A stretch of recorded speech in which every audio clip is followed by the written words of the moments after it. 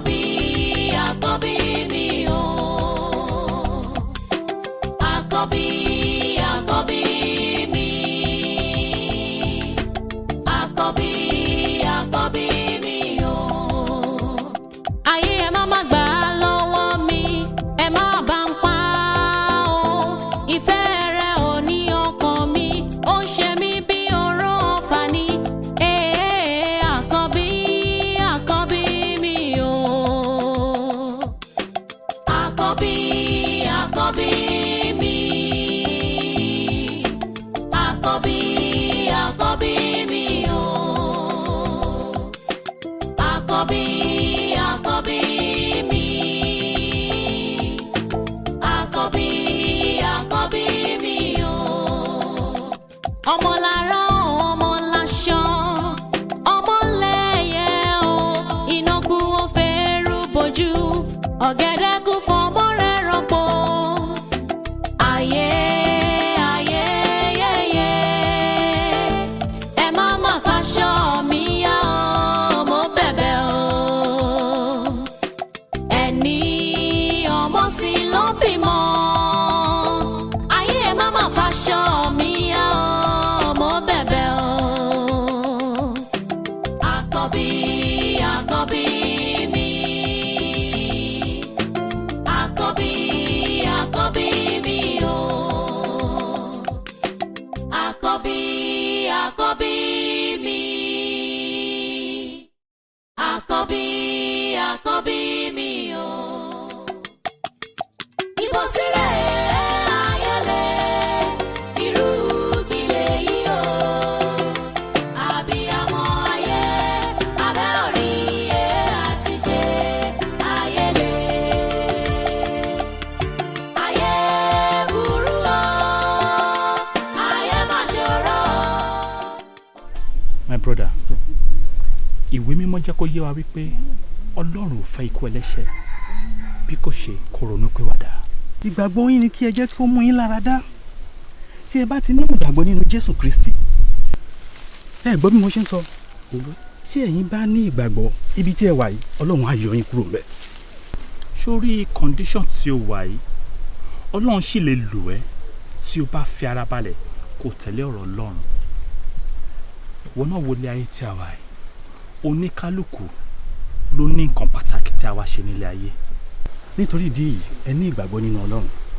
Gbogbo ohun tí à ń bá yín sọ yìí, ẹ fi sí ọwọ́ òsì yín, kí ẹ má fi jẹun. Sórí Ọlọ́run ó ṣetán láti gba ìkọ̀ọ̀kan wa là tí o bá lè fi ọkàn rẹ fún Ọlọ́run, tí o fi àyà rẹ, tí o sin Ọlọ́run ní òtítọ́ àti ní òdodo. Ọlọ́run bá sì wà pẹ̀lú yín. Gẹ́gẹ́ bí ibi tí a sọ̀rọ̀ dé, ẹ lọ máa ṣiṣẹ́ yín. Ẹ lọ máa ṣiṣẹ́. Arákùnrin nínú Olúwa, ẹ má fi ìrònú ṣera yín léṣe. Ohun tí ẹ kàn nílò ni wípé kí ẹ gba Jésù Kristi gbọ́, kí ẹ gbàgbọ́ wípé òun ni Ọlọ́run àti olùgbàlà yín, yóò sì yọ yín kúrò nínú àjàgà yìí.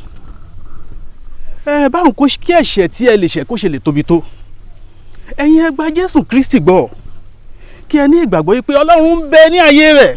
Inú mi dùn wípé bí mo ṣe ń sọ̀rọ̀ nínú ẹ ti ń gbà.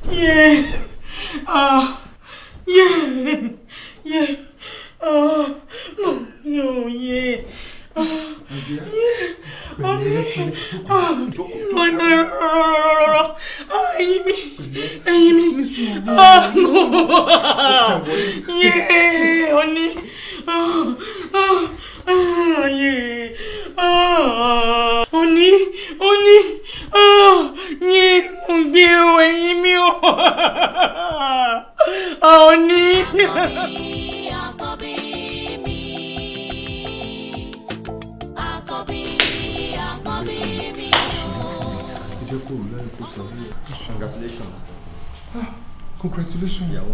Ọlọ́run ṣeun kí ló bí. ó bí ọkùnrin láǹtí. ọkùnrin láǹtí ṣé mo lè lọ wá wò. ibi tí mo lọ gan nìyẹn ṣe ti rí àwa doctors a máa ń gbìyànjú ní Ọlọ́run bá pharmacy.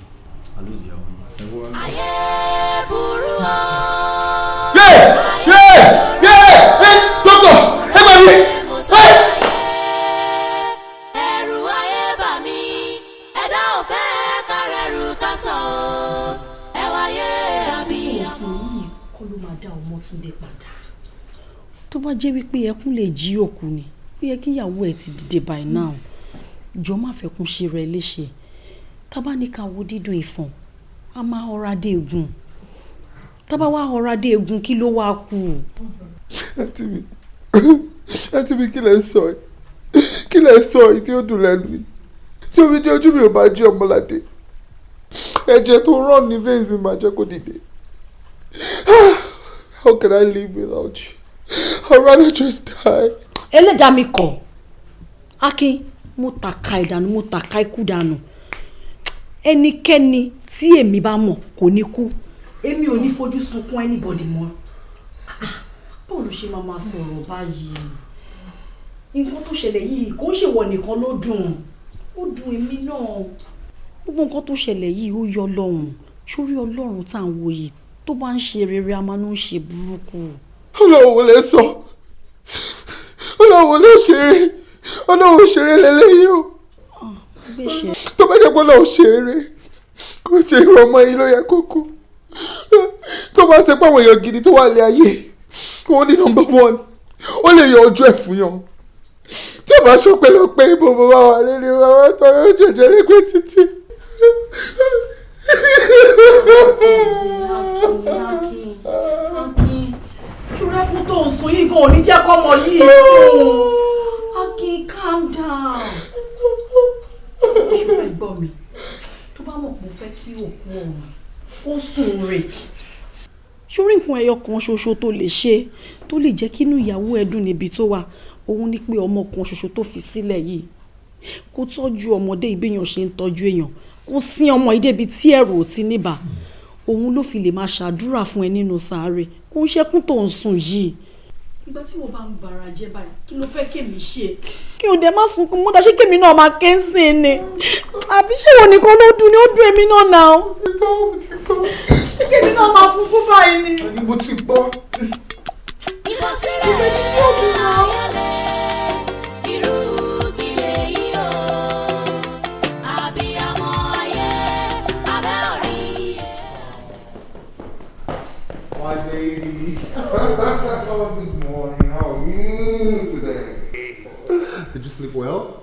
Are you sure? Yes. Okay, time to school. Àkọ́bí mi. Àkọ́bí mi o. Ọmọ lára ọmọ láṣọ, ọmọ lẹ́yẹ o.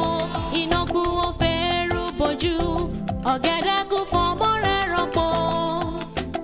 Ayé yẹ́yẹ́.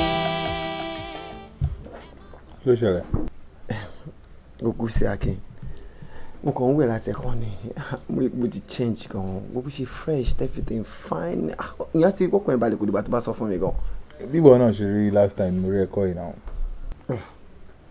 èmi báwo má tọ́ mi Akin ṣé orí bébí ṣe wà yìí packaging lásán ni mo kàn manage ẹ ni mo kàn fi gbogbo ìjọra wọn kó sì dòdì nìdí kó lè ti dì. kò sí nǹkan kan bí kankan o kò sí kọ́lọ̀ ṣàánú èèyàn ni o. mo ti fẹ́ bẹ̀rẹ̀ kankan lọ́wọ́ ẹ̀. mo rántí bí abi 10-11 years ago tàbí wá níbi òkú girama nílùú ó ní kí ọkọ tó mú wá síbẹ̀ yẹn jọ yẹn tó kópa báyìí tó sì lóyún tó níwò fífẹ́ fi gbà ṣé òun náà ló padà fi ṣá. Kí ọ̀rẹ́ ti ṣaláìsí o. Jésù ó ti kú oyún tó wá nígbà yẹn kọ́ ṣó bí ọmọ yẹn ṣá. Ó bì ṣé bóun náà ló bí tó fi kú. ọmọ yẹn náà kọ́. Ọmọ wa ó tẹ̀ tí pé 11 báyìí tí bá kúrò mi gan mo máa lọ gbé ní school. I'm really sorry. Mo wíwọ tó sọ ẹ máa touch ẹ gan but anyway mi ní láti máa console ẹ this time around because mo pé nǹkan tó ti pẹ́ ní 11 years ago tó ṣàìdán kékeré ìyẹn ti lọ báyìí náà mọ̀ pé wà á ti ní ẹlòmíín dé tí wọ́n máa dáná fún ẹ tí wọ́n bá bẹ́ẹ̀ ṣe ìyá ọmọ ẹ tí wọ́n máa ṣe gbé ìwọ tó dá tó àti owó tó wà lọ́wọ́ ẹ. So ibi tí what is wrong nìyẹn. I've tried a lot of others, but me get it right. You saw the game I just bought for you, God of War. Yeah, I love it. You love it, right? So I go now, me soccer now. You need my share. I go upstairs, start rehearsing, because when I come, I want to stay downstairs. No, you don't have a guest. Go upstairs. Okay, you come back. Most definitely. Bye. Alright, darling. Oh, baby.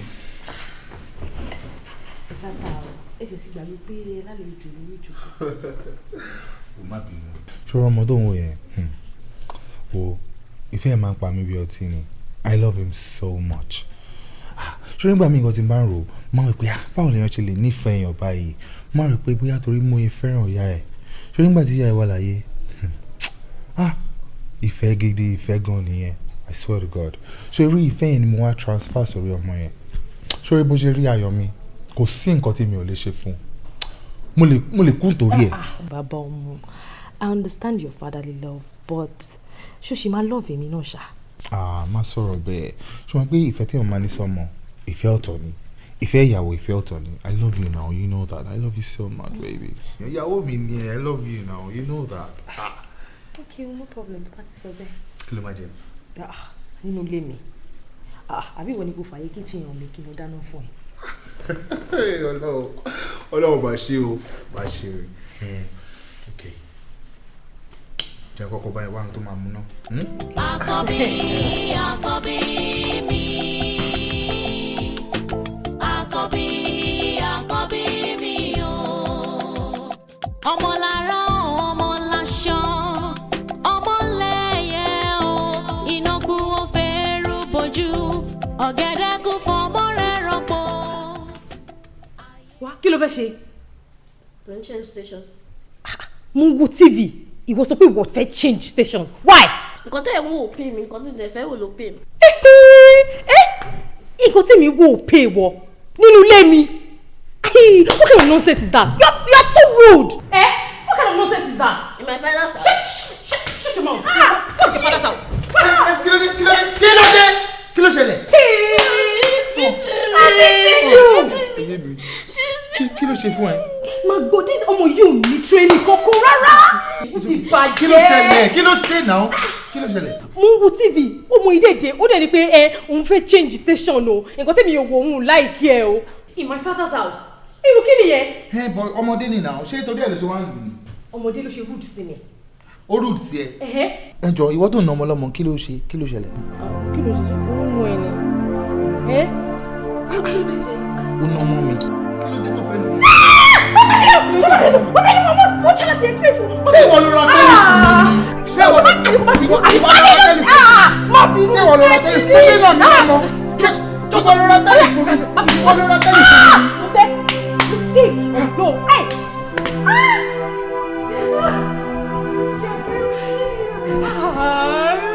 Yẹ pariwo! Keep your smile on.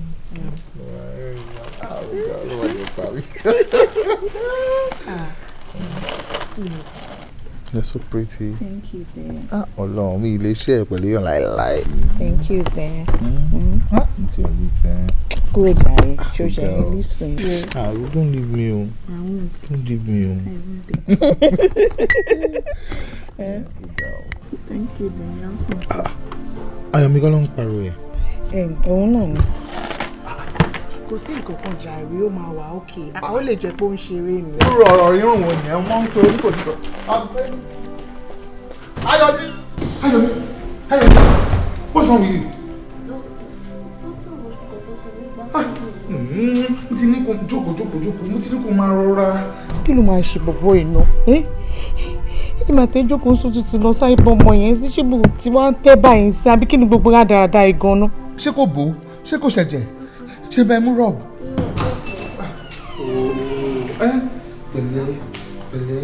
Ṣé kí n bá ẹ mú bandage? Spirit àbí? Pẹ̀lẹ́.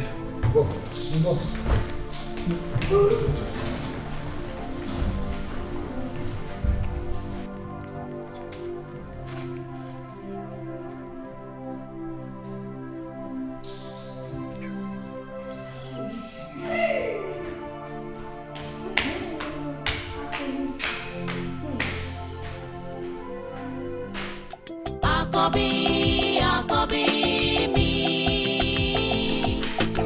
Àkọ́bí, àkọ́bí mi o. Ọmọ lára ọmọ láṣọ. Ọmọ lẹ́yẹ o. Ìnàkú ó fẹ́rù bojú. Ọ̀gẹ̀dẹ̀ kú fọmọ rẹ̀ rọ́pò. Ayé, ayé, ayé. irú ayé wò lélẹ̀.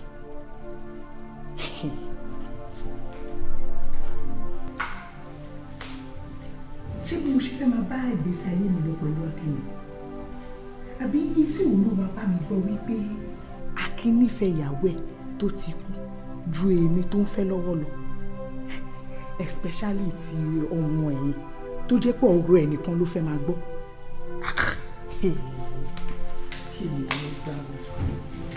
ṣé kò ṣe pé nani mo fẹ́ máa ṣe nínú ilé yìí.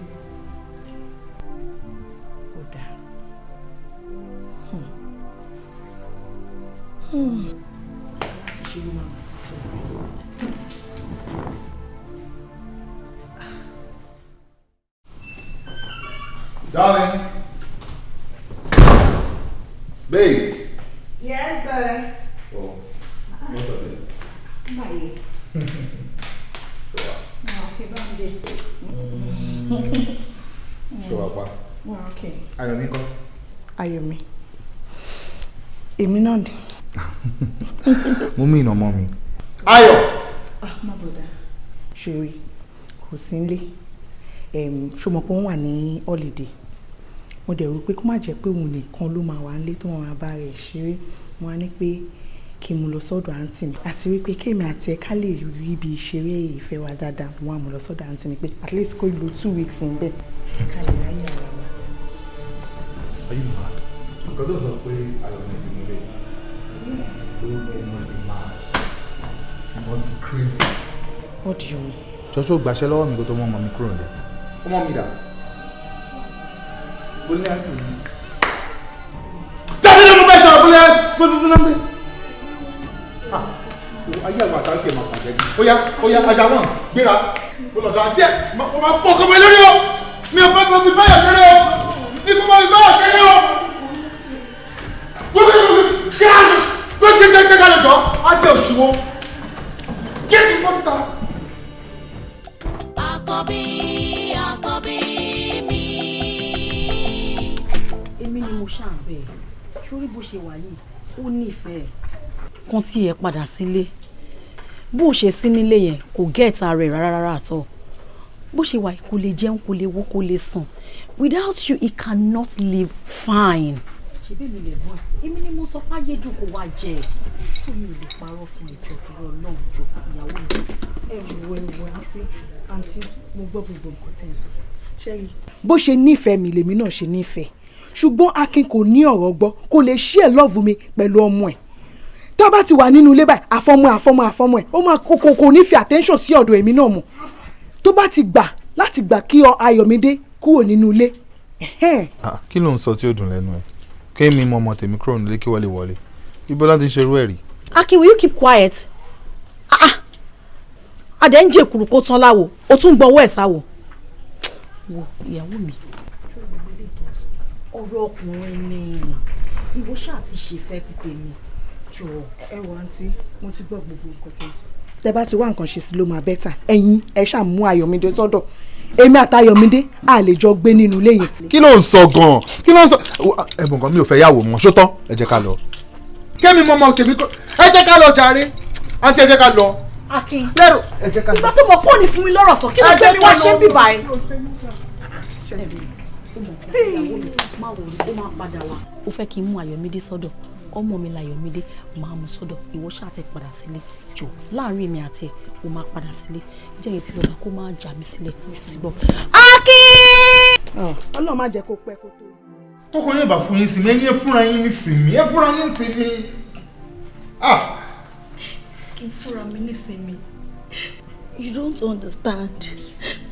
I love my husband. Ọkọ mi jáde ó lọ fún yàn lóyún. Mi ò care, mi ò mind. Like, ó dùn mí. Mo torí pé mo nífẹ̀ẹ́ ọkọ mi.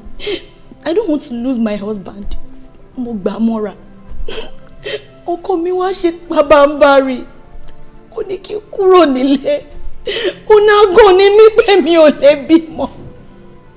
Ṣé ìfẹ́ ti tán nìyẹn ni? Gbogbo love ta profess fún ara wa. Ó ti tán nìyẹn. He doesn't love me again.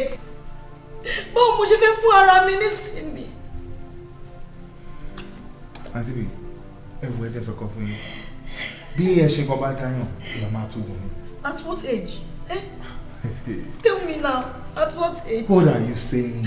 ẹ gbàgbé gbogbo yẹn kí láǹfààní orógbó tá a pa tí ò láwẹ́ tá a tún jẹ tó tún korò ọkọ yín tá à ń sọ yìí kò gbé bùkátà kan lórí yín kò ṣe nǹkan gidi pàtó kan lórí yín tí ìnílá yín bá tán èmi mò ń rà tẹ́ bá sì tẹ́ wà lọ́sípítù èmi mò ń sanwó kí wọ́n lè fẹ́ kulé lórí kí gangan ni kí ni ẹ wò kan ṣẹ́ mọ́ tó ṣẹlẹ̀ ẹ wo ilẹ̀kùn yẹn ẹ wò dáadáa ṣẹ́rí bí tẹ́ dé ìbílẹ̀ máa gbé ẹ padà sọ́dọ̀ ọ̀ma nìyẹn mọ́ àǹtí mi ẹ young ẹ ó bẹ́ẹ̀ ṣe rẹwà tí ó bá ṣe pàbúrò yín tí mo jẹ gan mi ìgbọ́dọ̀ ríro yín tàkì níbo ẹ dá lọ́mọ àwọn tí ò tó yín gan tó bá make up tó ń gbòòrò sí yìí àmọ́ nǹkan tó ń ṣe àwọn tí ò fáìn tó yín tó ń da tó yín ẹ wá fẹ́ kú torí ọkùnrin kan àǹtí mi ayé ò le tó yìí o. Where do I start from bó mo ti fẹ́ bẹ̀rẹ̀? ṣé rí ẹ ṣe wà yìí àjọ máa wà ní ẹ̀gbọ́n àtàbúrò kò lè yàn àti ọmọ mi náà dẹ̀ wà nílé ọ̀nà aṣọ mọ́ ọ̀nà àdẹ̀ ṣe better man ọkùnrin tó máa tọ́jú yín tó máa appreciate beauty ẹ̀bùn àǹtí mi. ọmọ tó lè lọ́mọ tí mi. ẹ gbàgbé gbogbo story yẹn jàre ọmọ 60 year old man gan rọkọ.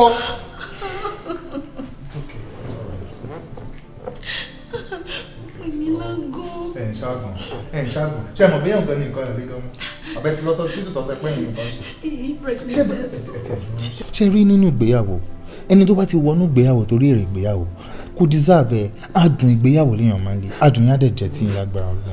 I love my husband. I love him. You love someone else. You love someone else. Àkọ́bí mi. bó ṣe jẹ́ nìyẹn o àtìgbà yẹn lọ́mọ mi ti jẹ́ ayọ̀ mi àrídùnnú mi ilé ayé mi gbogbo nǹkan tó ní meaning sí mi láyé mi lọ́mọ mi. sórí torí ẹ̀ mo ṣe mọ̀ pé kí n má kúkú bọ́dà láti fẹ́ yàwó mi sórí wàhálà obìnrin pọ̀ mo ṣe rárá enjoy peace of mind báyìí tó tẹ́ mi lọ́rùn mi ì lè pariwo mi ì lè ṣe wàhálà. tẹ̀ǹkì mo ti fẹ́ bọ́ lọ́wọ́ fà àǹtí mi ọ̀dọ̀ mi lọ́wọ́ ṣe ló ń tọ́jú ọmọ mi bíi páwọn lọ́bì o ò lè mọ ipá ọmọ yẹn ò níyà wàá rò bá wọn lọ́bì ni so kí ni mo fẹ́ lọ́wọ́ ṣe fún mi. ọ̀gá o ilé ayé iṣá. kí lè fẹ́ bọ́ lọ́wọ́ fà. ayé bá ṣe gbà náà láti máa gbé ilé wa bẹ́ẹ̀ ṣe ní para ẹ̀ náà. kó náà ṣe aláṣọ wa. àjọ òtún o. àǹtí ẹ ká sọ ma. báwo ni. ẹ wà má. ojú tó rí ẹ gbó o. sista mi. ṣé o ní bá mi ṣe lálejò ni. ó wà òkè mo ṣe máa a máa wá báyìí máa ṣe.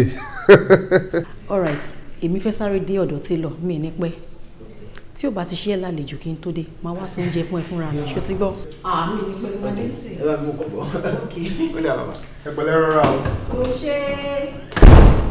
àpọ̀ délé ó ga o mo rántí 10 years ago bóyá máa ń ṣe swear mama calm nísìnyí o ti kàn ti freshen up. àbí bá àlàyé bẹ́ẹ̀ ṣe. ó ga o but family ẹ̀ ń kọ́ ìyàwó ẹ̀ àtọmọ bó dàpọ̀ níyàwó àtọmọ náà. ìtàn ńlá lóbìnrin yẹn o ọ̀rọ̀ ńlá tó yẹ kí o máa sọ tí ó ti yẹ kí o máa rántí but anyway bó ṣe bẹ̀rẹ̀ ṣe máa sọ fún ẹ ṣorí lọ́jọ́ kan mo travel so ìgbà tí mo máa dé mo fẹ́ ṣe surprise fún ìyàwó àtọmọ mi so mo láti pè wọ́n pẹ̀lú another number tí wọ́n mú mo ní kó máa bọ̀ sálẹ̀ ilé wa pé nǹkan kan ṣẹlẹ̀ kó wá nǹkan tó ṣẹlẹ̀ pé kó ní láti kó nílé so ìgbà tí ìyàwó àtọmọ máa jáde sínú compound tọwọ́ tó tọwọ́ sí tán rí mi tó máa wò ta wọn bá mi níwájú gate the other side of the road so bó ṣe ní káwọn sọdá pẹ̀lú ìdùnnú pé èmi lọ́ọ́ padà rí kọ̀kọ́ bẹ́ẹ̀ mọ́tò tó ń bọ̀ lọ́kàn ó ṣe gbá yàwá tán. Akíntúndé ìṣẹ́jú mi báyìí ojú mi méjì báyìí mo fi rí òkú ọmọ àtìyàwó. Oh God. But anyway jẹ́ ká gbàgbé yẹn past yẹn á ní láti leave. ó ṣe kó tí ó fẹ́ bọ́ lọ́wọ́ fà ṣé mo lè gbọ́ lọ́wọ́ lẹ́jọ́ ni. àwọn ọkọ tó máa ń ṣẹlẹ̀ láyé ìwọ̀n gbà pé kókó máa dùn yàn kókó máa dùn yàn. ìdá ìṣeré yìí ẹni bí wọn náà ṣe sáńsì ìdá ìṣeré yìí. pẹ̀lẹ́ ga. ọ̀rọ̀ bọ́jẹ̀tì náà nǹkan mímọ́ ọlọ́fẹ́ ṣe sọ̀rọ̀ bọ́jẹ̀tì tó wà ní ìlà. bó ló ń fẹ́ rówó fund budget Nàìjíríà yìí gan. ó kàn ń wò mí bó mo ń sọ̀rọ̀ tiẹ̀ dáhùn. má bínú ìyá yẹn kọ́sẹ̀ ni nǹkan tí mo ti kàn ń wò látàárọ̀ ni aṣọ tó wọ̀ sọ́rọ̀ yìí bó ṣe gé aṣọ yẹn bó ṣe shape ẹ̀ the right shape orúkọ tó wà kọ síwájú ẹ̀ dẹ̀ ni bí alógo D50 it's nice. Sorry, Oparo. This is one of the best designers I've ever seen. I've been all around the world. Mo ti ra aṣọ ní many places. But ṣọ́rọ́ ọjọ́ tí mo ti bẹ̀rẹ̀ sí ra aṣọ pẹ̀lú àwọn people yìí. Mo ti rẹ̀ pé man no, that's my bus stop. They're really good. They're really good. Gbogbo aṣọ tó ti ṣe fún mi. Tí máa lọ party báyìí tí wọ́n ti mú àwọn photographers party yẹn. Ọmọ wọn máa dábò mi ni. Next thing, máa rí inú magazine, máa kọ́ ìra mi front page. Kìíní kan style and kìíní kan. Wọ́n náà ti di celebrities. That's nice. Èmi gan like wọn. But Akíntúndé. Irú àwa táàbù náà bá iṣẹ́ ní àbọ̀ láti ṣàṣẹ wọn yá. Why not? Tó bá lọ showroom wọn wá rí, of course, you see a lot of style. Not like láti patronize wọn dẹ̀. Fún mi ní nọ́mbà wọn. Oh, sure. Àbí contact wọn tí mo ti lè get wọn. 080. Okay, 00. 23. 0316. 11. 11. 60. 60. Yeah. D50, right? Yeah. Yeah, I'm trying to get in touch with them. Because I really like our show. Actually, how far per business here? You know, sorry, I want you to feel I'm enjoying. I mean, more we survival. They're really cheap. 2,000, 3,000. To buy your cost of production, you look for cool fun. Gẹ́gẹ́ bí family member, me dẹ̀ lè máa wò kí a máa jẹ, you know, me ní à ń jẹ though, but you're not living up to board. I think you have to go bigger. You know, invest in bigger artwork. You know, about 50k, 100k. Tó yẹ pé á jẹ́ export quality. O lè gbé lọ America, o lè gbé lọ France. O mọ̀ tó wá rí, o mọ̀ pé ní city exchange rate high gan. Tó bá ta $500, $1,000. That's a lot of money. Hey, Akíntúndé, ṣé kò sẹ́ńtì room self-contained home? Kò sẹ́ńtì òun láti gbénu 3 bedroom, gbénu duplex, gbénu mansion. But nǹkan tá à ń sọ ni pé capital ìgòkò ń kọ́ níbo ló wà tá a máa fi ṣe. That's true. Capital yìí náà ní nǹkan Nigeria. And the problem is, àwọn tó lówó wọn mọ nǹkan tó fẹ́ ṣe. Take for example, mo lówó kan sìn. Oríṣiríṣi nǹkan mo ti fẹ́ invest in, but tó bá fẹ́ ṣe lè wá nìyẹn, government ní onílàṣẹ́gbá ṣàwo. But you know, as my cousin, me might can invest in a business, you know. Yeah. Akíntúndé, ó fẹ́ invest lórí business mi. Àti ó fẹ́ kówó lé lórí. Why not if not? They're my family now. Kí ni mo dúró ṣe dẹ́? Inú mi á dùn inú mi á dùn tó bá lè ṣe fún mi. Kí ló ṣẹlẹ̀? Kí ni mo tún dúró ṣe? Mo ní láti lọ síwájú nǹkan tí mo ti wá for a long time. Mo ti kọ proposal sí so many complaints láti ẹ̀wọ̀n mi lọ́wọ́ kò sí. But now, tẹ́jẹ̀ mi bá ṣe fún mi, kí ni mo tún wá dúró ṣe? Kò sí wàhálà. But the problem I always have for people is trust. Ó easy láti sọ. Ó easy láti gbowó lọ́wọ́ èèyàn. Bó owó ló ń bojú ọ̀rẹ́ jẹ́. Can I trust you? Akíntúndé, o fẹ́ invest lórí business tí mo ṣe. O fẹ́ kówó lé mi lórí. O tún wá bèèrè pé ṣé o lè trust mi, Akíntúndé? Kí ló tí o lè trust mi? Kí ni mo fẹ́ ṣe fún mi lè dá ẹ̀? Ṣé gbogbo ọ̀nà tó bá láṣìlẹ̀ báyìí nǹkan tó bá ní kí n ṣe máa ń ṣe? Everything tó bá sọ fún mi máa ṣe. I'm ready to do everything, anything at all. For sure. Akíntúndé. Okay, I'm going to put money into it. But on one condition. Condition? Àkọ́bí mi. Àkọ́bí mi.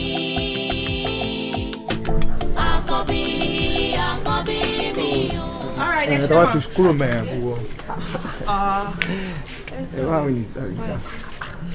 Brother Dele, kí ló dé tẹ́ sá ní church láti jọjọ́ yìí? Mo ṣe pé mo sá ní church. But àwọn business kan ló sáyé ojú ta ni ká ṣe ká tó ká lè rówó dánilé Ọlọ́run náà ni. Ìyẹn ò wá ní pé kẹ́ wá sá fún ilé Ọlọ́run náà. Ẹ mọ̀ pé ó ṣe kókó ká máa sin Ọlọ́run ní gbogbo ìgbà. Ẹ má sá fún church. Mi ní Sámú. Ṣé ẹ assure mi pé máa wá ní next service? Máa wá Ọlọ́run. àǹtí èmi náà máa ń bí. Ẹ má bínú sí mi brother. Bọ́dá Délé tí mo rí ló ti jẹ́ kí n gbàgbé pé wà lórí ìdúró. Wọ́n sá fún church láti jọjọ́ yà dẹ̀ mọ reason tó fi sábẹ̀ yẹn. Tó dẹ̀ mo ṣe ní pé kí n bá wọn sọ̀rọ̀ but tó bá ń bọ̀ next service ẹ̀yin náà lè tẹ̀lé wọn. Ṣé eré mi tiẹ̀ máa ń lọ church? Redeem ló ń lọ mo dẹ̀ máa ń lọ every Sunday and Tuesday. Wednesday digging deep kan mo máa ń lọ. Kẹ̀yìn sẹ̀pọ̀ máa ń lọ church. Ẹ ti wá lọ nìyẹn. Bẹ́ẹ̀ni sir. Ẹ lè jẹ́ ká drop yìí. Ayé má wọrí mi ti ra nǹkan tí mo fẹ́ rà tó mo ti ń lọ báyìí. Ẹ jẹ́ ká wọrí ṣẹ́rẹ́ wà gan ò ní pẹ́ ọ̀nà bíbá yóò dẹ̀ dá kẹ́ má lọ kó sí kòtò àwa máa gbé yín. Ẹ jọ ẹ jẹ́ ká sáré wọlé kára àpótá fẹ́ rà. Ẹ tẹ́ bá ti insist máa dúró dé yìí. Mo insist ẹ máa bọ̀ ẹ wọlé báyìí. kájọ àgbàdo máa. Ẹ jẹ́ kí mi wà lẹ́yìn ẹ jẹ́ kí ẹ wọlé. Ọ̀dà yìí lè wà lọ́mọ. Àìrọ̀ ẹ jẹ́ kí mi wà lọ́wọ́. Bọ́dá Délé.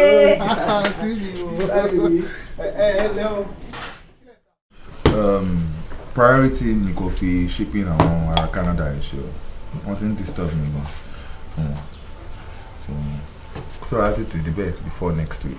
Yeah, okay, no problem. As I was going to say, that reminds me. Mo ti fẹ́ bí nǹkan kan lọ́wọ́ nípa Rebecca. Kí ni plan lórí ọmọ yẹn after tó ti sọ gbogbo live ẹ̀ fún ẹ gbogbo nǹkan nípa ti everything. So kí ni wọ́n decide lórí ẹ̀? Wọ́n jẹ́ nǹkan ẹ̀. Mo like ọmọ yẹn o. I feel she's a good girl. Mo lè máa fẹ́. Ẹ bá wa kí today. Mi ní kó má fẹ́ but èmi bá ní pé kó wọ́kọ̀ mú lọ sílé náà. Kó ṣe àwọn kọ̀ọ̀kan nípa kó ṣe àwọn findings kan nípa ìbí àpò test ẹ o especially nípa ọmọ ẹ kó mọ orí wà tó ní kó tó di kó máa decide kó fẹ́ o kò lè fẹ́ just like that. Ọ̀tọ̀ ọ̀rọ̀ ló sọ ọ̀tọ̀ ló sọ kó tí màá ṣe náà nìyẹn it makes sense. Ṣé bó ṣe wà yìí Ọlọ́run ló rọ ẹ síbi. Ọlọ́run ló rọ ẹ síbi. Akíntúndé wọ́n kàn lóye kí n sọ pé Ọlọ́run dìde ọ̀rọ̀ ẹ̀ sínú ayé mi tí ò bá sí wọnú ayé mi ni níbo ni bàbá lè ní bóyá mo ṣe máa ní ṣọ́ọ̀bù kékeré tí mo ti ń paint káàkiri but Ọlọ́run dìde change life mi ó jẹ́ kó establish business mi kó enlarge everything for me ó lóye kí n máa dúpẹ́ lọ́wọ́ Ọlọ́run ràn wọ́n sínú ayé mi. Ṣé Ọlọ́run àjọ ràn gbogbo wa lọ́wọ́ lágbára Ọlọ́run. Àmín ó ṣe gan ni. Ẹ ká sáré mo ilé ìtàn ọ̀dà wájú mọ̀ kan sí ká tó ń bá. Àkọ́bí mi. Àkọ́bí mi o. Ọmọ lára ọmọ láṣọ. Ọmọ lẹ́yẹ o. Iná kú ó fẹ́ rú bojú. Come in, hold on.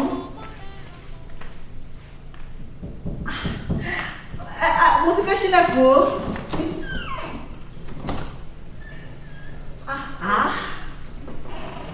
Ẹ káàbọ̀. Ẹ káàsán. Ṣé wà pa ẹ́? Àbí ẹni tá à ń retí ni? Fẹ́mi, Rebecca ti máa ń sọ̀rọ̀ fún gbogbo ọgbà ni. Ẹ káàbọ̀. Wow, she's so pretty. Kò ṣe makeup, kò ṣe ìkọ̀kọ̀, ó dẹ̀ fine báyìí. Ó rẹwà lóbìnrin. Ayọ̀mí. Come. This is me.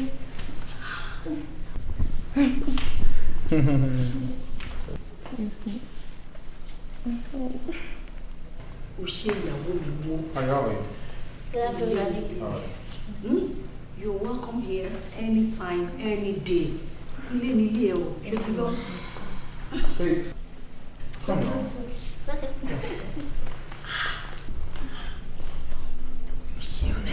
Jẹ́ lọ bẹ́ẹ̀ dáná ìyàwó. So the car was now coming, the container now fell on Kiki said it now opened. Bah! He said now opened like this. I was like, yes, your Kiki's bread is white. He's like, okay, crying. If you're the one, what will happen?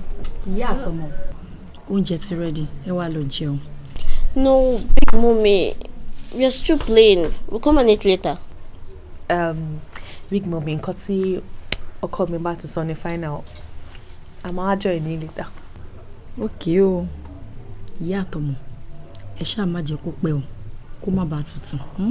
Àmọ́ á join ní later. Welcome, Rosso. So as I was saying, the thing just went all the way like that. I said, what is this guy talking about? He said, okay, Chita, you're saying rubbish. I said, who is Chita?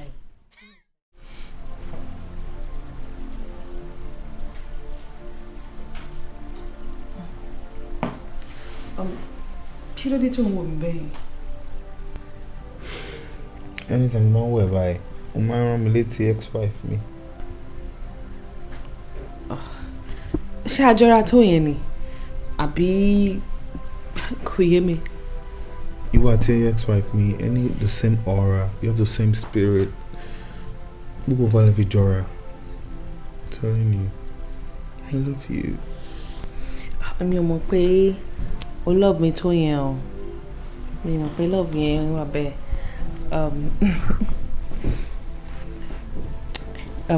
Ó ní nǹkan kan tí mo ti fẹ́ sọ fún ẹ, but mi ò mọ̀ bí mo ṣe máa sọ. But nísìnyí tó ti sọ̀rọ̀ yìí sí bí àmọ́ máa kókó sọ fún ẹ.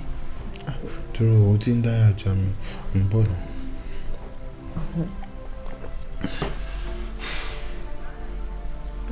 I'm pregnant. You what? I'm pregnant for you. Are you serious? Oh, I'm so happy. Oh God, I'm so happy. You made me so happy. Oh. Baby, sorry, I'm not the one way. Ọkùnrin ló máa fi bí fún mi. Kí ló dé ṣé òfin obìnrin ni? Ẹ má dáyà ló lọ. Obìnrin lèmi fẹ́ jọ. Stop it. How are you? You okay? I don't want a boy again. For real? Mommy's baby's a girl. I don't want a boy. You see now, don't worry, I'm gonna give birth to a girl. Yes, no. That's something. Okay, whatever you want. It's a girl. Thank you, Daddy. You're welcome. Love you. You can now go. Come on. Why do you ask me to go? Let him go, just go. Have you done your homework? Yes, Daddy. Okay. Just let him go. So I'm giving birth to a girl. I know, whatever. You're just so pretty. How can anybody's wife be this fine? Yes, dear. I'm serious. I really do love you. I love you so, so much. I'm serious. I really do love you, and you know it.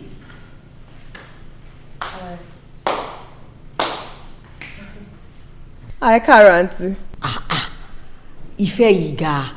Ṣebí lè ní ìwà àtọkọ ẹ sùn. Ìgbà wo ló ṣì lọ síbi iṣẹ́ tó ti yá ń di I miss you. Kí ló dé? Òun náà kúkú ni mi mọ̀ pé tí máa jí. Mi tí ní jí ní dai. Èmi tí mo ti jí tí mo ti wẹ̀ tí mo ti múra. Ó tiẹ̀ dà. Ó ní nǹkan tí mo fẹ́ bá ọkọ ẹ̀ sọ, ó yá pé jẹ́ kí n bá sọ̀rọ̀. Ó dẹ̀ ti wá kọ́ tó bí a tó bá ti pè mí padà mo máa gbé fóònù fún yín máa bá sọ̀rọ̀. Ó dáa. Kí ni kí wàá bá yín ṣe báyìí? Àkọ́bí mi. Àkọ́bí mi o. Bẹ̀lẹ̀, ìyá àbèjì. Ọmọ làárọ̀, ọmọ láṣọ, ọmọ lẹ́yẹ.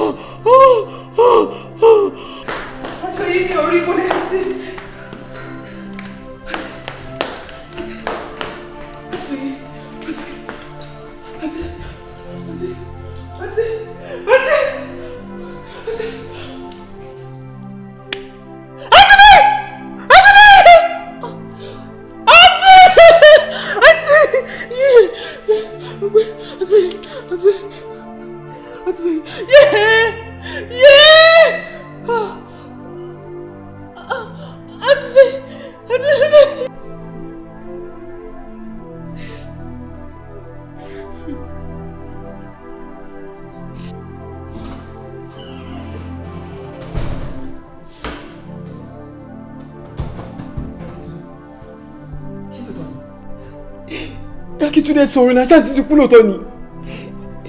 Báwo ló ṣe ṣẹlẹ̀? But ṣé bí yóò ṣe máa kú ní ilé lóòótọ́ ni? Bèbí kẹ́ sọ̀rọ̀, báwo ló ṣe ṣẹlẹ̀? Kí ló ṣẹlẹ̀ sáǹtì? Sọ fún mi, ẹ sọ̀rọ̀. Òótọ́ ni o. Mo ní kí n wọnú kitchen lọ kí n lọ sóúnjẹ fún àǹtí ni. Okay. By the time tí màá fi dé mo rí wọn ní ẹlẹ́dọ̀ tí ń gas. Wọ́n sáré lọ pé kí n lọ wá inhaler wọn. Tí mo fi máa padà dé mo rí àǹtí ilẹ̀ lẹ̀. Mo dẹ̀ rí pé àǹtí ti kú. Just like that. Àǹtí kú bẹ́ẹ̀.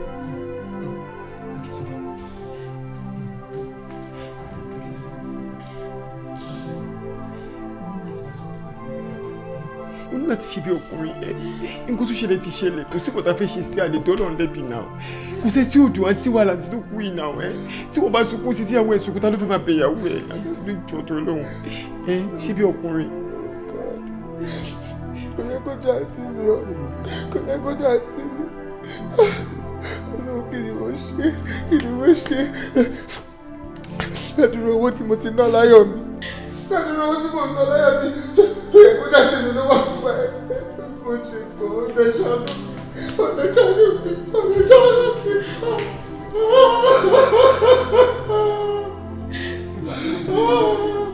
Èmi ìṣe yìí kí wọ́n náà.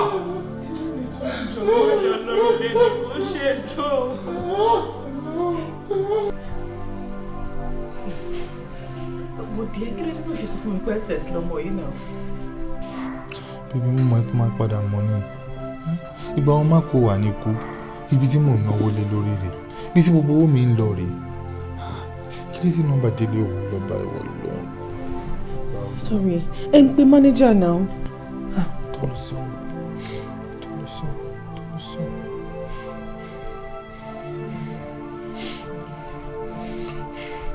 Hello? Manager? Délé ńkọ́? Báwọn Délé ṣe máa lọ Dubai láì sọ fún mi? Irú kí n gbogbo ilé ìbáyìí náà hàn? Mo ti gbọ́. Irú kí n gbogbo ilé ìbáyìí fọ́. Kí ló ṣẹlẹ̀? Wọ́n ní Délé wà ní Dubai. Ó dẹ̀ máa ń pé gbogbo owó mi mo dà sórí bísínẹ́sì ìwọ lọ. Mo nílò owó láti máa tọ́jú ọmọ ẹ lóṣooṣù. Kí mo fẹ́ ṣe báyìí? Tó ṣe báyìí. Ọlọ́run ní jẹ́ àríwó àlá, Ọlọ́run jẹ́ àríwó àlá o. Ṣáàrà ní sùúrù ṣùgbọ́n ṣe sùúrù. Gbogbo àdá. Sorry dear.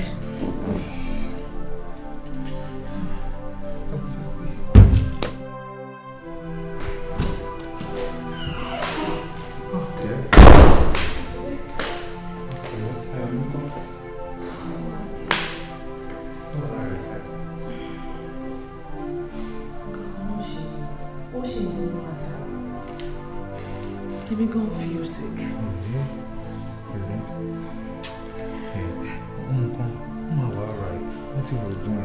Mo ti san outstanding bills hospital ẹ̀. Mo dẹ̀ ti fi 300k ẹ̀ account tiẹ̀ náà. So nísìnyí àkọ́bá máa gbé lọ sí hospital twice a week ní fún check up. Bọ̀dé níbo ló ti wọ̀? Clients mi kan tó wọ̀ ẹ̀ wà lọ́wọ́ mi ni. Ó yẹ kí n ti kówó yẹn fún láti last week though, but kò sí around. So mo kọ̀ pé kí n sáré lò sí nítorí tí Délé bá dé màá sáré dá padà. Ṣé o wá ṣọ̀pẹ́ kí ni yóò lè di wàhálà báyìí? Ó ní di wàhálà àti ibi tí Délé bá dé màá dá padà. Ó ní di wàhálà. Ṣé ẹ máa ń wo ìkọ́tà? Ṣé o ṣọ̀pẹ́ kò sí anybody tó mọ̀?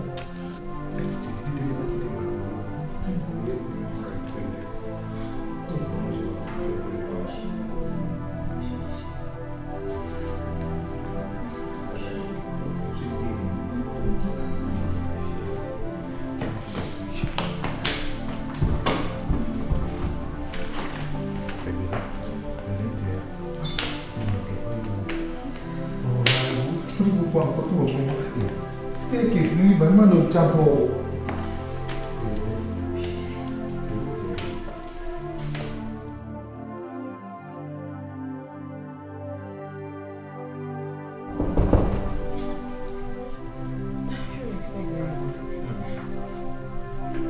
Ta ni ẹ wọlé?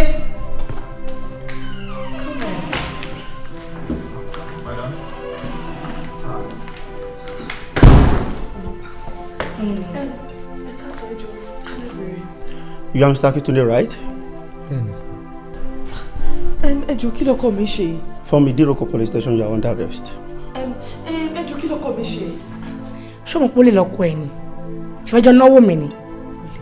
Ọkọ mi ò ń ṣọlẹ̀ ní o bọ́dì ẹ kí ló ṣẹlẹ̀? Madam lè yanjú ọ̀rọ̀ ẹ̀ kó tó yìí.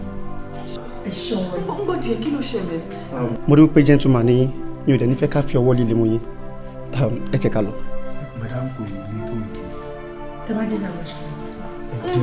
Ọkọ mi ò kì í ṣọlẹ̀. Ìjọba ń tọ́jú ọmọ mi n kò dẹ̀ pé lọ́ọ̀yà yẹn ṣùgbọ́n police station lè pè. Idiroko police station. Àwọn madam kò lè tó yìí. Ọlọ́pàá ọkọ mi ò kì í ṣọlẹ̀. Nǹkan tá a ṣe lè lọ sọ.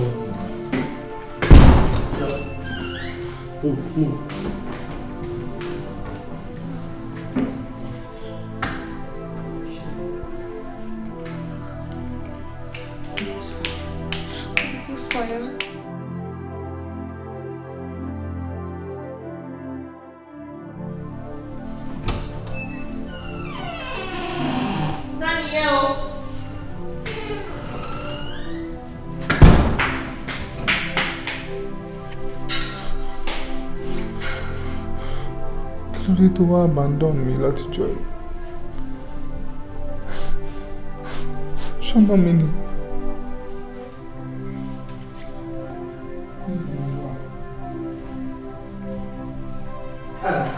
Ìfẹ́ mi!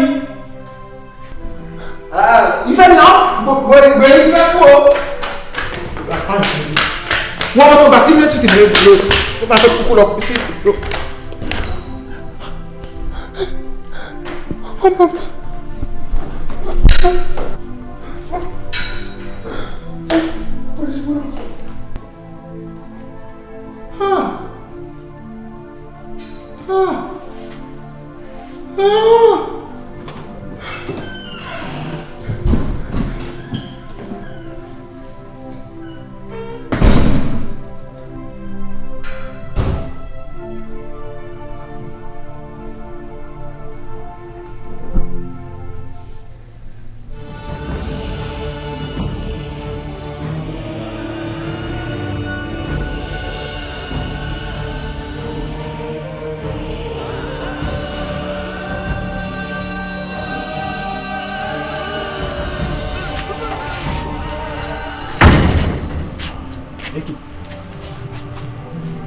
Kí ló ṣe?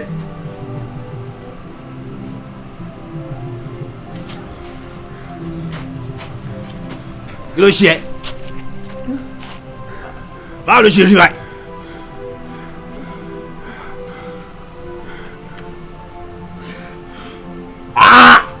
Kí ló ṣàlẹ̀ tó gbóná báyìí? Jalo. Mr. Akin, ṣe rí ọmọ ẹ̀tẹ̀ bí wá síbí? Ọlọ́run bí kẹ́ bí wá.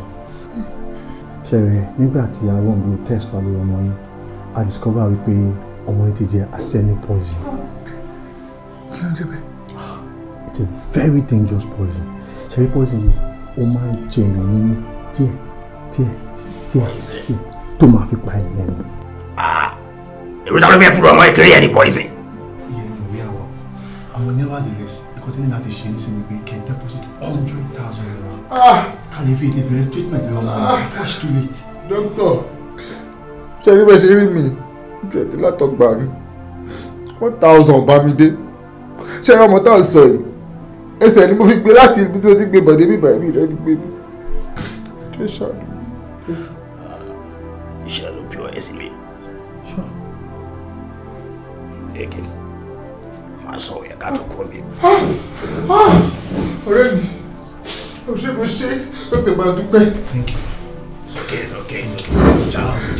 Bàbá mi yí ká ṣàánú. Àwọn ọ̀rẹ́ mi ṣe máa lórí báyìí. Jalo. Bàbá wèrè ní kọ́sínẹ̀ yìí ṣá. Ayé máa ní ká o.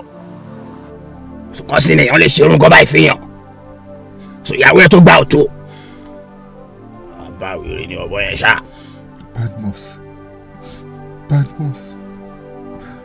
Ká ní pé kò ṣe pé mo rí ẹ léni. Kí ni mi bá ṣe? Dókítà ní ká lọ mú 100,000 wá fún deposit. òun ló bá mi sọ yẹn. Ibo mo ti fẹ́ rí 100,000 máa wá ó máa wo deposit nìyẹn o. Ṣé àti mọ iye tán máa ní ká wá sọ? Ṣé mo ti mọ iye tán máa ní kí n sọ bó mo ti fẹ́ rí owó torí ọlọ́run? Ọ̀rọ̀ tó ṣẹlẹ̀ ṣòro orí tó bá máa kú kò ní dọ́là, orí tó bá dé máa dọ́là kò ní kú. Ọlọ́nkọ́ ọmọ fẹ́ save life ọmọ yẹn ni. Tọ́rọ ọmọ wèrè tó fà wá láti mo wá wò mí wá mo sọ pé mi ní débẹ̀. Pé kí aláyé kú síbẹ̀ mo ní mi ní débẹ̀. Ṣé àwọn abá ọmọ wèrè yẹn wí ní gáràjì ọmọ àṣẹ bí ìgbà tó yẹ pé àwọn ọgbọ́n jọ lọ́hùn lọ? Ṣé ìyá ìfẹ́ kú ni? Mi kò mọ ọkọ tó kọ wọnú mi tí mo fi wá sí ibà. Káwọn ti ẹ̀ pa ẹ̀ ti sẹ́gbẹ́ kan. Sórí ọ̀pọ̀ olórí burúkú tó believe pé ṣùgbẹ́nu òun yẹn. Èmi abẹ́ fi yé pé èṣù kékeré ló ń gbénú ẹ̀. Èṣù ńlá ni tèmi. Téṣù kékeré bá dé èṣù ńlá ó máa bow ó máa salute. A ṣe yes boss. Kò yẹ filẹ̀ yà treat fọkàn bẹ́ẹ̀.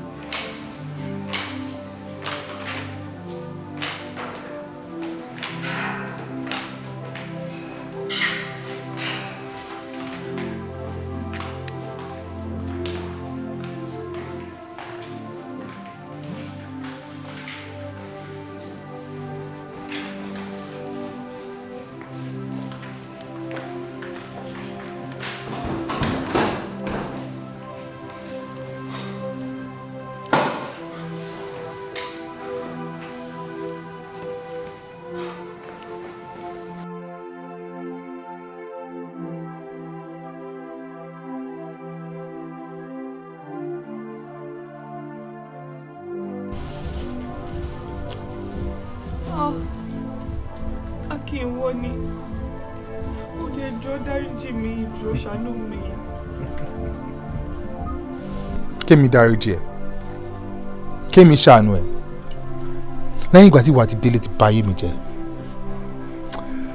Ẹ mọ̀ nǹkan, mi ò ráyè ẹjọ́ òṣì, ẹ jẹ́ ká ṣe nǹkan tá a máa ṣe. Look at me.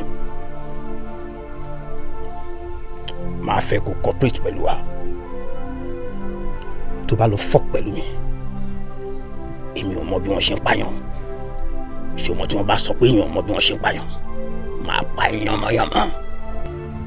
Ṣé láti bí irú yẹ?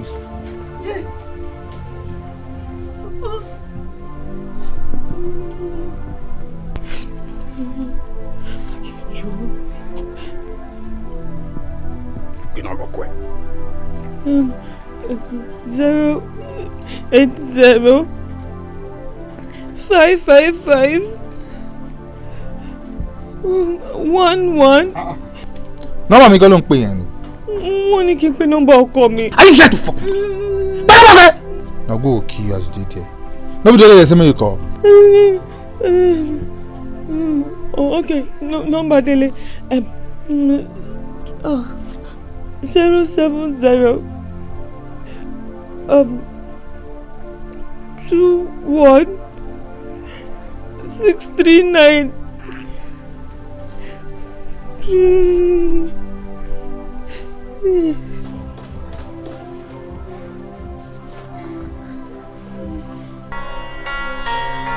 I just want to tell my story.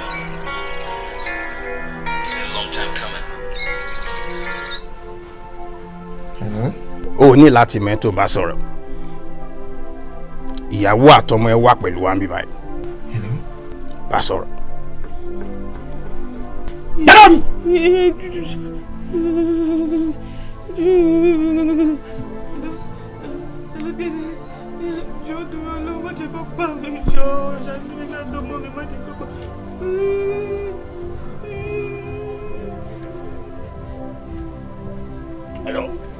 Ṣé o ti gbóhùn ẹ̀?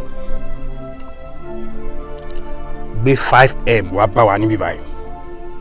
Kò dẹ̀ gbọ́dọ̀ kọjá ẹni. Otherwise, máa send address ibi tá a wá sí ẹ. Hello? Ṣé o máa sanwó yẹn ṣá?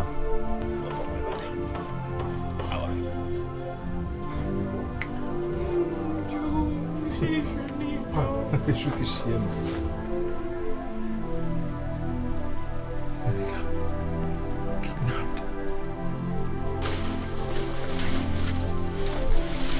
Badmus, kí ni ti pẹ́? Ó ti ń pẹ́. Dókítà yẹn ti máa dúró dé mi látàárọ̀. Nǹkan kan máa gbọ́dọ̀ ṣọmọ mi. Relax.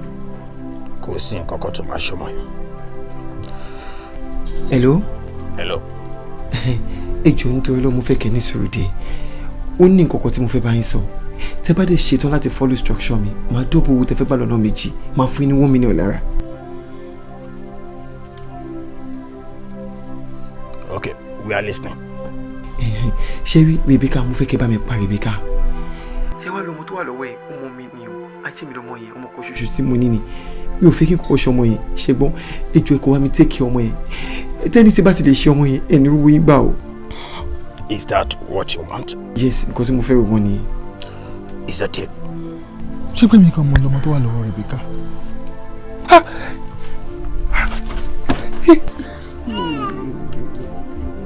Idiot gidi ni bọ̀bọ̀ ìṣá.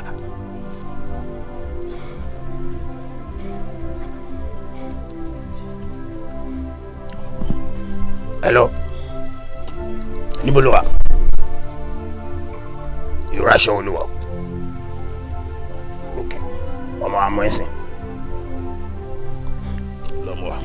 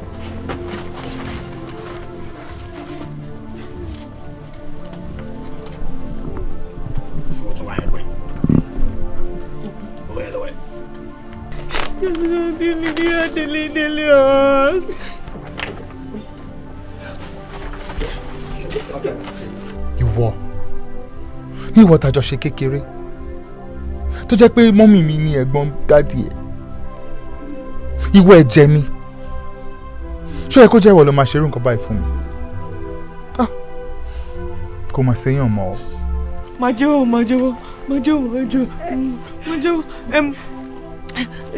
Délé ló fa òun ló fa gbogbo nǹkan tí mò ń ṣe yìí o, ìwà tí mò ń wú òun ló ń kọ́ mi. Ó jọ ṣàánú mi, boyfriend mi ní tẹ́lẹ̀ kí n tó máa fẹ́ òun ló ní pé kí n máa tó òun pé kí wá fẹ́ láti gba gbogbo nǹkan tó ní kó lè di tòun sódà tòun bá fẹ́ mi sílé gẹ́gẹ́ bí ìyàwó.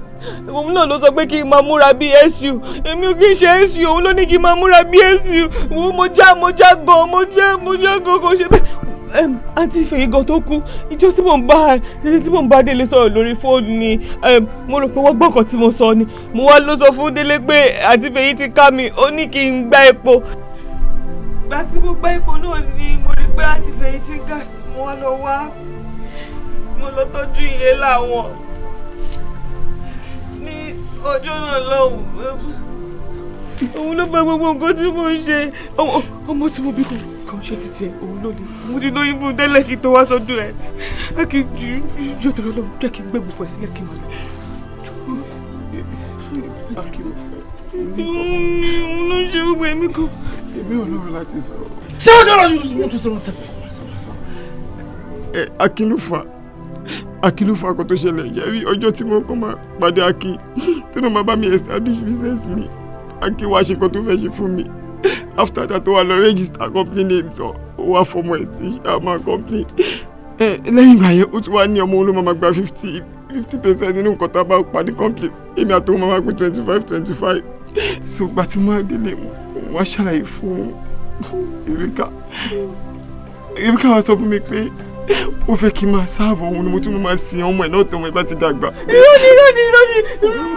Ṣé wọ́n ló lówó ni? Ṣé wọ́n ló lówó? Shut up! Hello? Hello, doctor.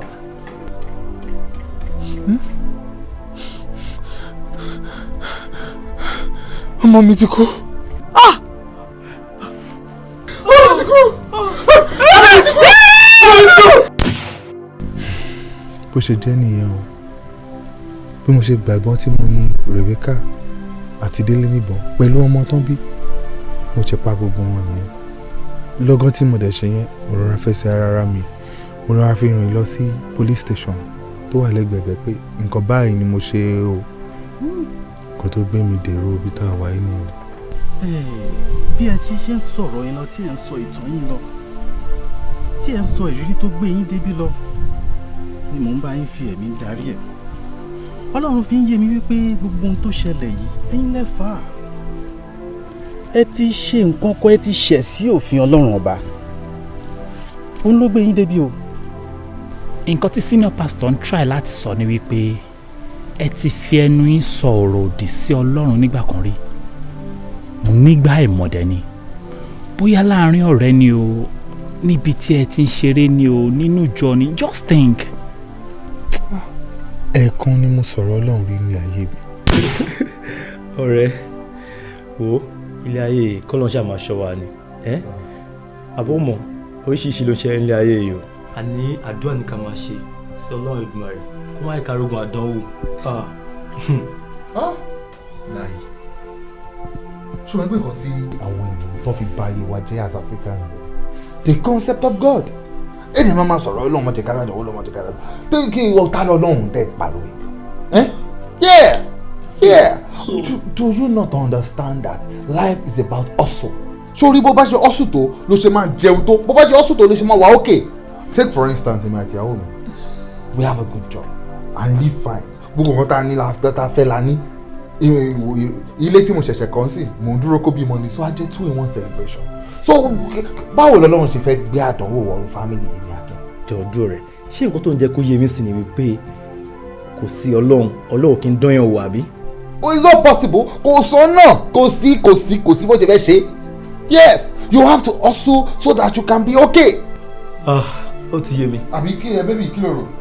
Bọ́láláyé mo ṣe pé mo ṣáìdì fẹ́ mi o mi ì ṣáìdì rárá o àìmọ̀ èèyàn tó wà ní church tó ń pọ̀ Ọlọ́run Ọlọ́run ò dá wọn lóhùn ká má wàá sọ pé àwa tá a lọ bì kankan Ọlọ́run dé ń dá wa lóhùn Bọ́láláyé èwo kò sí ọkàn bì kan. ṣé o tiẹ̀ rí ọmọ ọdún jẹ́ kí láì máa sọ̀rọ̀ lọ́sọ̀ kò tí ì jẹun sórí tó bá gbé àmàlà yẹn síwájú ẹ̀tọ́ sí tó realize pé Ọlọ́run kọ́ ló ro àmàlà fún un pé ìwọ gẹ́gẹ́ bí Ọlọ́run mo àmàlà nù lé ló ro àmàlà tó bọ́ ọbẹ̀ gbẹ̀gìrì yẹn sí ìgbà yẹn ló ṣẹ̀ṣẹ̀ máa realize pé ìwọ lọ́lọ́run àmàlà nù lé tí gbẹ̀gìrì yẹn bá tó yẹ sí gbogbo ẹ̀ ṣe rọ́gúrọ́gú débi lọ gbé oúnjẹ wa tó jẹun. ó jẹ́rìí mi. wo ẹ má wọrí. àmàlà yẹn jẹ́ kó fẹ́lẹ́ o. máa wọ fẹ́lẹ́ fún yín ẹ dá mi mò ń bọ̀ bàbá. ṣèbó lọ́lọ́run wà Ọlọ́run dẹ̀ lágbára ó yá ń jẹrin. máa ká ṣe yẹn oúnjẹ ṣe kókó náà. ajé ti kọjá gbogbo kọ́ máa tàn yàn pé Ọlọ́run kan bì kan bó ti máa náà bó ti máa náà story tọpọ ni àwọn èèyàn arú. ẹ kí hallelujah ẹ kí hallelujah Jésù Kristi a ṣe èèyàn ló máa sọ wípé kò sí Ọlọ́run. bẹ́ẹ̀ni.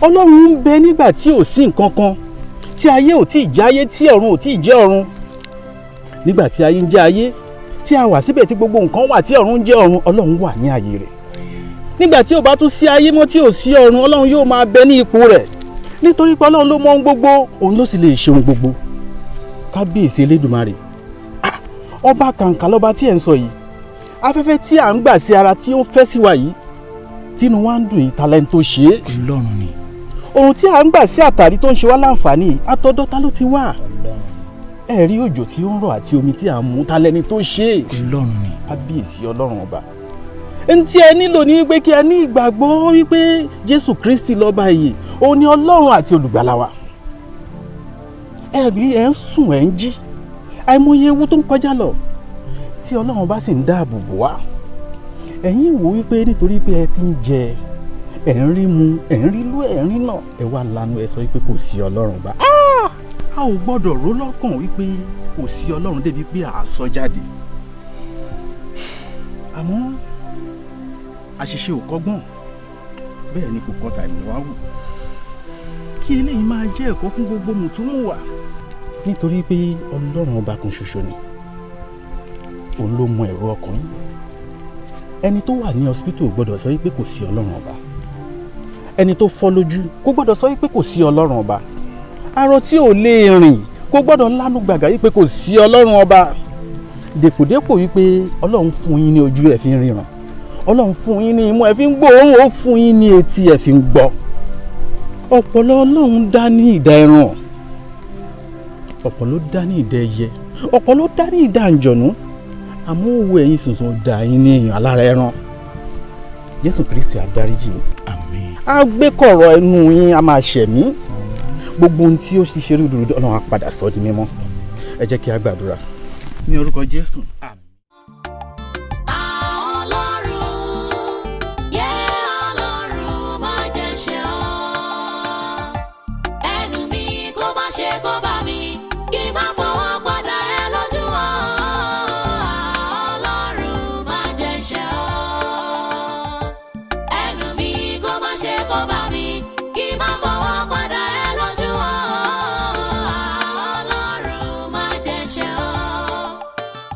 Àṣìwèrè wí lọ́kàn ẹ̀ pé kò sọ́lọ́run o.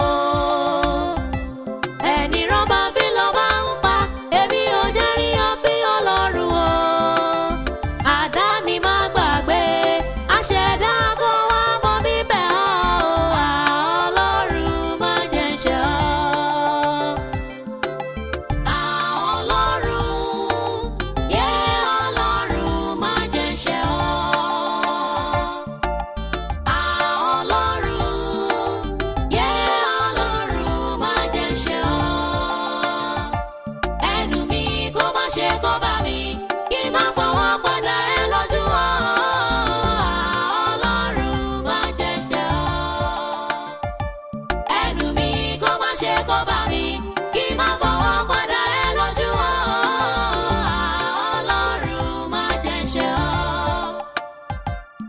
Gbogbo iṣẹ́ ọwọ́ rẹ̀ o ló ń ṣàpẹẹrẹ títóbi rẹ̀. Àtèyí tá a fojú rí ẹ̀mí inú wa o ó ń ṣàpẹẹrẹ wípé ó wà o. Ẹni bá wà ní kò sọ́lọ́run á sàn